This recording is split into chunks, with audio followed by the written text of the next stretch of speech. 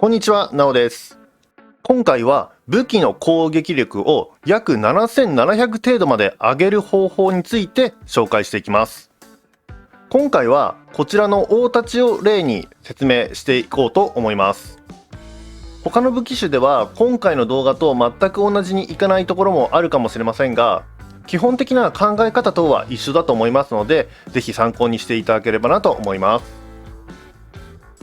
なるべく簡単にまとめてみましたので、気に入っていただけましたらチャンネル登録、そして高評価もぜひよろしくお願いいたします。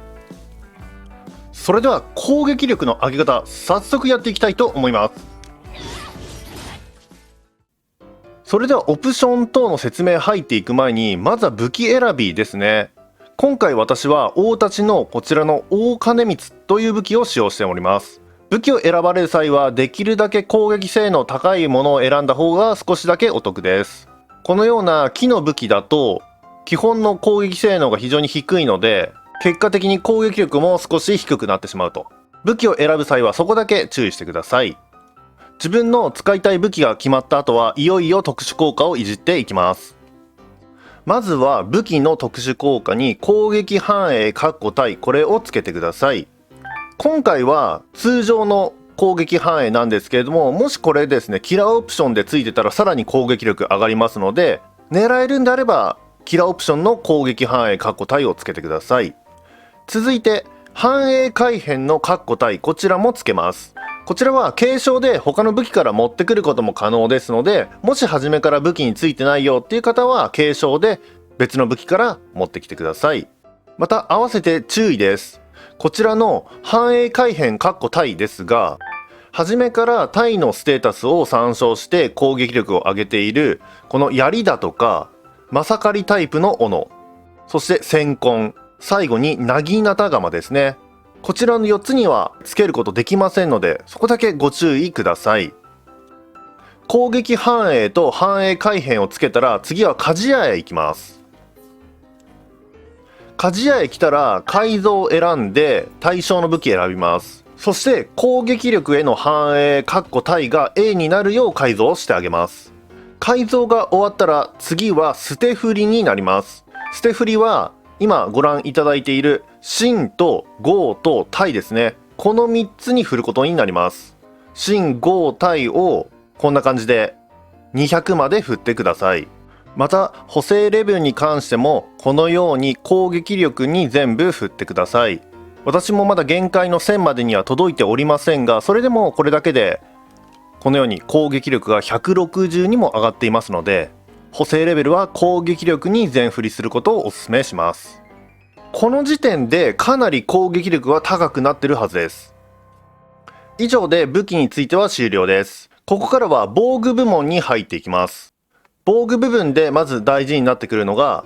こちら、東国無双の揃え効果です。5つ揃えに攻撃範囲対 A があります。こちらを利用します。先ほどご覧いただいた通り対を200まで振っておりますので、こちらの東国無双の5つ揃えにある攻撃範囲対が非常に生きるんですね。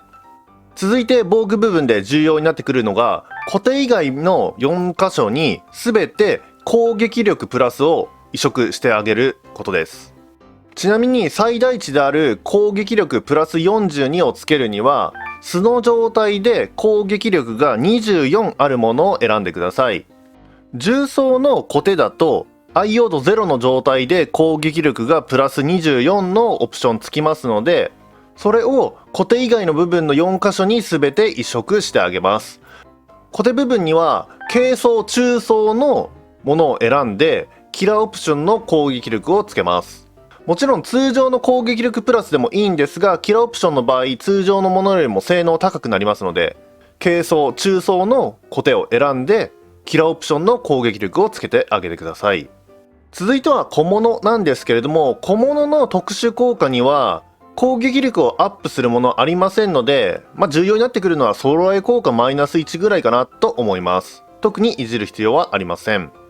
次は絵巻ですね。絵巻は地獄絵巻であれば何でも OK です。理由は絵巻自体に攻撃力だったり防御力設定されてるんですけれども、それが最も高いのが地獄の絵巻だからなんですね。悟りの絵巻とかだとこのように55とか2王とかでもこのようにですね59とかでちょっと攻撃力低くなっておりますので、できる限り地獄の絵巻を装備するようにしてください。また絵巻のオプションには攻撃力を上げる関係のものは一つも存在しておりませんので、特に厳選する必要はありません。さあここからはいよいよ守護霊と玉城についてですね。これがこの攻撃力アップの肝と言っても過言ではないかもしれません。まずは守護霊にソハヤを選びます。理由はこちらに書かれている攻撃力の補正値ですね。守護霊の攻撃力補正値が最も高いのがソハヤだからです。そのソハヤに、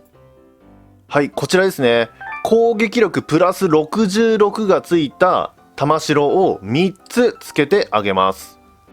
可能であれば、このマガツムシャやカシャ、あとはカマイタチなんかですね。ああいった素の攻撃力が高い玉城を選ぶとより効果的です。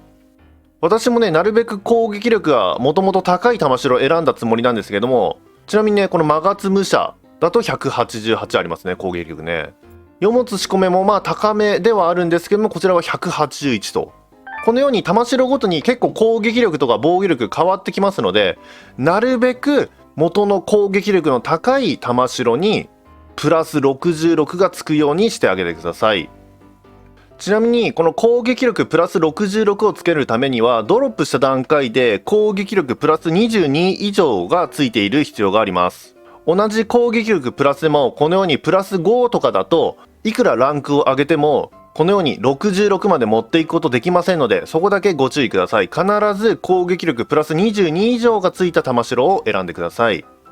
この攻撃力プラス66がついた玉城を3つソハヤにつけることで、ソハヤ自体の攻撃力は660以上まで上げることが可能なんですね。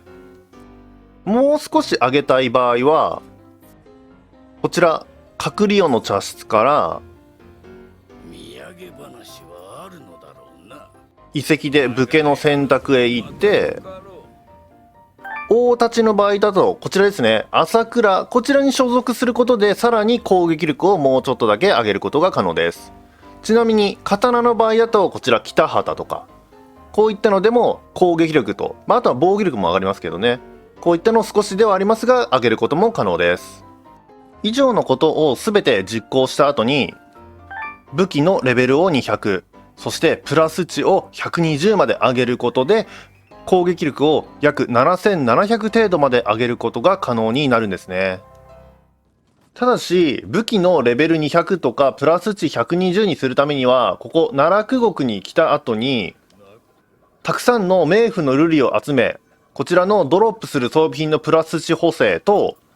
アイテムレベルが高い装備品ドロップ率、この2つの項目のレベルをマックス近くまで上げる必要があります。今回は大太刀を例にして紹介してみました。槍だったりマサカリタイプの斧、あとは閃魂とかナギナタカマですね、ああいった武器では少しね、今回紹介した動画の内容とはやり方が変わってくる点もあるかもしれませんが、基本的な考え方とは一緒かなと思いますので、ぜひですね参考にしていただければなと思います。また今回は攻撃力の上げ方だけに絞って紹介しました。敵にダメージを与えるっていう観点でいくと、例えばいかに気力を削るかとか、いかに状態異常各種属性やられにするかとか、そこら辺もですね非常に重要になってきます。2王2というゲームの場合、ただ単にですね表面上の攻撃力を上げただけでは敵にダメージめちゃくちゃ与えられるようになるわけではないので、その点だけね注意していただければなと思います。今回紹介した内容はね、かなり後半の方にならないと実践できないところも多かったかもしれませんが、ぜひですね5周目、そして奈落国と進められた際にはこういったところも意識して武器使っていただけると非常に攻撃力の高い強い武器できるんじゃないかなと思います。攻撃力を上げることで確実にね敵は倒しやすくなっていくはずですので、また2王2始めたばかりで5周目だとか奈落国等にはまだ全然いけてないよっていう方もですね、いずれね高難易度に挑まれることもあるかもしれませんので、その際にはぜひ思い出していただけたらなと思います。以上、攻撃力を7700まで上げる方法の紹介でした。今回も最後までご視聴いただきましてありがとうございました。それではまた次の動画でお会いいたしましょう。